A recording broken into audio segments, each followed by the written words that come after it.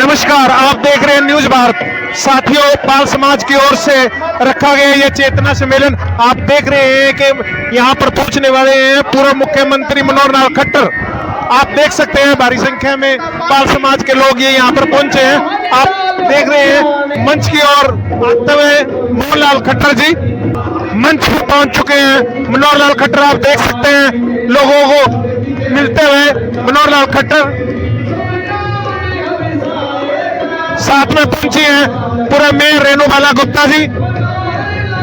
आप देख सकते हैं फूलमाला से मनोहर लाल खट्टर और समाज के लोगों का किया जा रहा है स्वागत। साथियों, आप देख सकते हैं स्वागत किया जा रहा है एक फूलमाला से लोगों का हाथ हिला के अभिनंदन करते हुए मनोहर लाल खट्टर आप देख सकते हैं।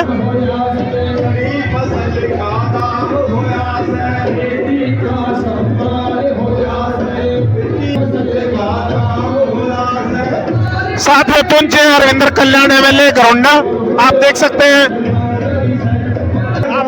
हैं समाज की ओर से मनोहर लाल खट्टर जी को पगड़ी पहनाई गई है। लोगों का हाथ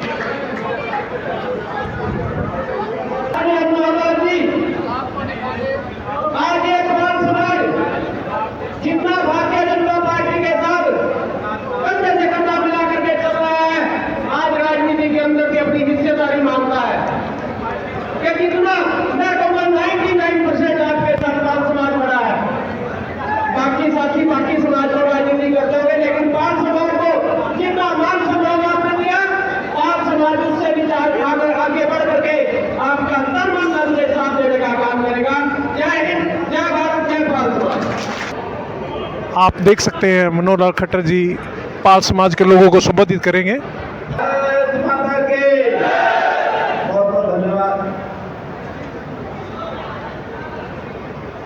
एक जगह और बोलेंगे, मातेश्वरी अहिल्याबाई होलकर के, मातेश्वरी अहिल्याबाई होलकर के। आज पाल समाज, ये प्यारा समाज, ये मन भावन समाज, मेरे दिल के नजदीक बड़ा समाज, पाल समाज की जय हो। आइए बहनों, चुनाव के दिन है, भाषण लंबा करना ठीक नहीं। बस इतना ही कहूंगा कि हमारे बीच में हमारे बहुत से नेता उपस्थित हैं।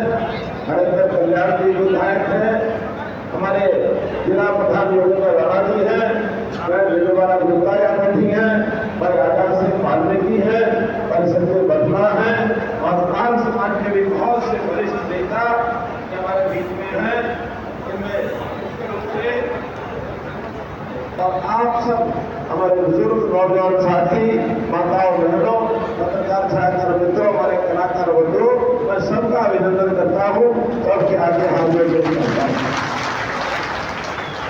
मुझे जैसे को पता है कि लोकसभा का चुनाव है। इस चुनाव के समय बहुत से हमारे सज्जन मिलते हैं, किसी के पास हम गांव में जाके मिलते हैं, कोई हमारे पास यहाँ पे मिलता है।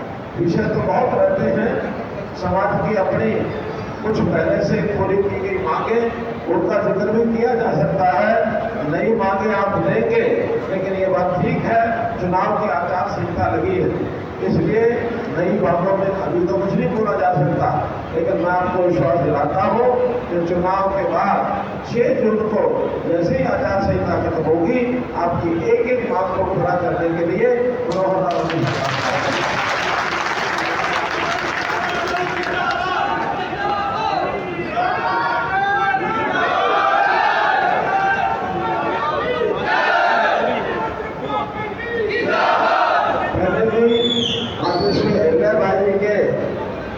उनके उपलक्ष्य में हमने कार्यक्रम किए थे।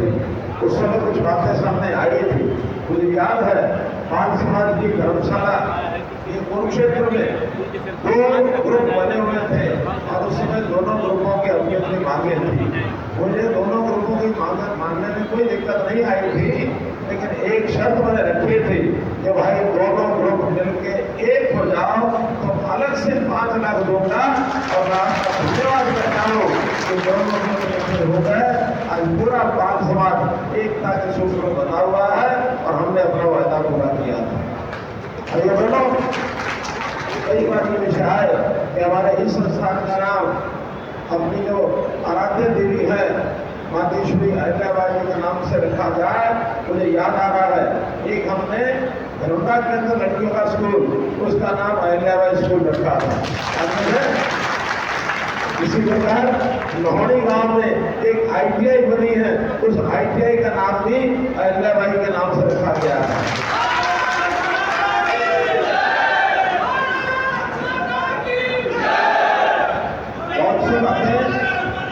बहुत सी बातें बहुत दिनों से चल रही है। हमारे SC समाज को, ये बाल समाज को दर्जा मिले SC का, हमने कंपनियों से कर दिया था, लेकिन कोर्ट में ये फंसा था। मैं आपको वादा करता हूँ कि कोर्ट में आपकी तरफ से पूरी वकालत सरकार करेगी, आपको सबको बचा नहीं है। क्योंकि कभी भी कोई बीज बोया जाता है तो उसका पौधा बनता है, बड़ा पेड़ बनता है, फिर फल लगता है कि बीज जो बोया गया है एक ना एक दिन ये जरूर होगा, हम आपकी बात करेंगे। ये कोई नई बात नहीं है, बहुत पहले से चल रही है। नई बातें जरूर हमारे पास आई है, जिसका जिक्र बाद में करूंगा। आज तो मैं इतनी अपील करने के लिए आया हूँ कि 25 मई को लोकसभा का चुनाव है और उस लोकसभा के चुनाव में कि जो गढ़वाल लोकसभा है, इसके लिए नरेंद्र मोदी जी ने कैंडिडेट बना करके आपके भाई मनोहर लाल को आपके बीच में भेजा। इससे पहले भी 9.5 साल हरियाणा सरकार के नाते से मैंने आपकी सेवा की है और गरीबों की सेवा ज्यादा हुई है, क्योंकि हमारी सरकार की नीति थी कि पहला अधिकार सरकार के ऊपर अगर किसी का है तो गरीब समाज का है, पहला अधिकार किसी का है तो हमारी महिलाओं का है, पहला अधिकार किसी का है तो हमारे युवाओं का है, पहला अधिकार किसी का है तो किसानों का है। हमारे बीच में किसान मजदूर भी बहुत लोग हैं। इसलिए मित्रों, आप सब लोग किसी भी रूप में, महिलाओं के रूप में, गरीब के रूप में, युवा के रूप में, किसान के रूप में, आपका अधिकार सबसे पहला बनता है। आपकी हर प्रकार के काम हम आने वाले समय में पूरा कराएंगे, ये मैं आपको वादा करता हूँ।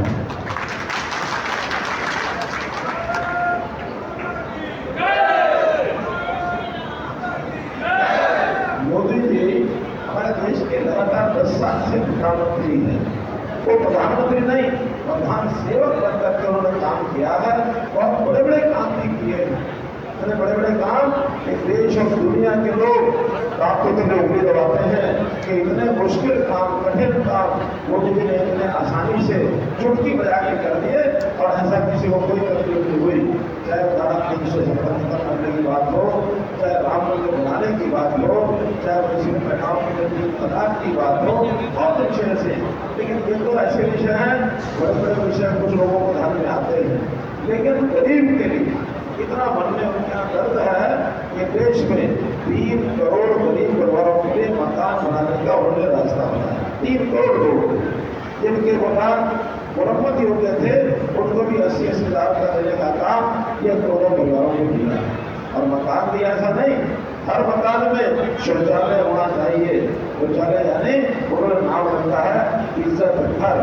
इज्जत घर यानी हमारी माँ बेटियां वाली जो उम्र लड़की जब दिन में घर में शौचालय नहीं होता था, बाहर जंगल में जाकर शौचालय सब गाँव में हो जाए, 12,000 रुपया लेकर के घर में शौचालय हो जाए, सब गाँव में। इसी प्रकार हर घर में गैस का सिलेंडर पहुंचे, ये उन्होंने सुरक्षित योजना बनाई कि गैस का सिलेंडर हर घर में पहुंचना चाहिए। साथ में नल से जल पहुंचना चाहिए। हर रसोई में पानी पहुंचाने का काम किया, हर घर का बर्फ दिलाने का काम किया। ये सुविधाएं होने के बाद कभी कभी परिवार का सदस्य कोई बीमार होता है, इलाज कराने का खर्चा नहीं होता, घर बिक जाता है, वो छोटा छोटी प्लॉट बिक जाता है, कर्जा लोग लेते हैं। इसके लिए भी उन्होंने हर परिवार का 5 लाख रुपए का बीमा ये करके दिया है कि 5 लाख इतनी बड़ी सुविधा है। और अभी तो जो नया संकल्प लाया है उनका वो तो अलग दिया ही दिया है। हमने अगर कोई बुजुर्ग हमारी बूढ़ी माँ दादी हमारे बुजुर्ग 70 साल से ऊपर अगर हो गए हैं तो हर एक के लिए अलग से 5-5 लाख रुपया ये अलग से तय कर दिया है कि बुजुर्गों का कर अलग से 5 लाख हो दिया है। इसी प्रकार से हमारी बहनें कैसे अपने काम करके और लखपति बन सकती हैं। जो सेल्फ हेल्प ग्रुप है उनमें जो महिलाएं गांव में रहती हैं उनको सामान बुलवाना और बाजार में साझा बाजार के माध्यम से बेचना ताकि वो लाख 2 लाख पैसा का वो कमा सके। इस प्रकार के काम बेरोजगार नौजवानों को स्किलिंग इस प्रकार के काम और हरियाणा सरकार में हमने कहा कि जो गरीब के परिवार हैं अच्छे पढ़े लिखे नौजवान हैं मेरिट में आते हैं पहले वो नौकरी का सपना भी नहीं ले सकते थे क्योंकि पैसा देना पड़ता था। अब बिना पैसे बिना प्रति खर्ची हमारे पढ़े लिखे नौजवानों को नौकरी देने का हमने काम किया है। ये लगता है बाल समाज के लोगों को भी बहुत नौकरियां मिली होंगी। किसी का कोई पैसा लगा तो बताओ। अगर किसी ने पैसा मांग लिया हो आप आज भी बता देंगे हिसाब का चुकता करना हमारी हरियाणा सरकार कर देगी, 1 मिनट में लगाएगी। और जैसे अब पढ़े लिखे सरपंचों की बात आई फिर हमने बैकवर्ड क्लास का रिजर्वेशन उसमें किया। उसमें भी हमारे बता रहे हैं सिन्हा साहब कि 13 सरपंच हमारे समाज के बने तो कभी आदमी को सोच जनता में भागीदारी शासन में भागीदारी और हमारे लिए सारे काम ये सब किए हैं। मैं तो आज यही कहूँगा कि आने वाले 25 साल इलेक्शन सब जगह 25 को है। करनाल शहर में तो 2 वोट डालने आपने यानी करनाल विधानसभा में एक मुख्यमंत्री हमारे विधायक का चुनाव लड़ रहे हैं और आपका भाई मनोहर लाल लोकसभा का चुनाव लड़ रहा है। ऐसे ही बाकी हरियाणा में जहाँ जहाँ भी आप जाते हैं रहते हैं आप कमल के सामने वाला बटन दबाकर ज्यादा वोट अगर आप दिलवाएंगे तो निश्चित तौर पर लोकसभा की 10 की 10 सीटें हरियाणा की हम कमल खिलाकर मोदी जी की झोली में डालेंगे। ये निवेदन आपसे करना था। आप यहाँ आए इतनी में दूर से आए आपका बहुत बहुत धन्यवाद, बहुत बहुत आभार। अभी आपने मनोहर लाल खट्टर को सुना। साथियों चैनल को लाइक करें, शेयर करें, सब्सक्राइब करें।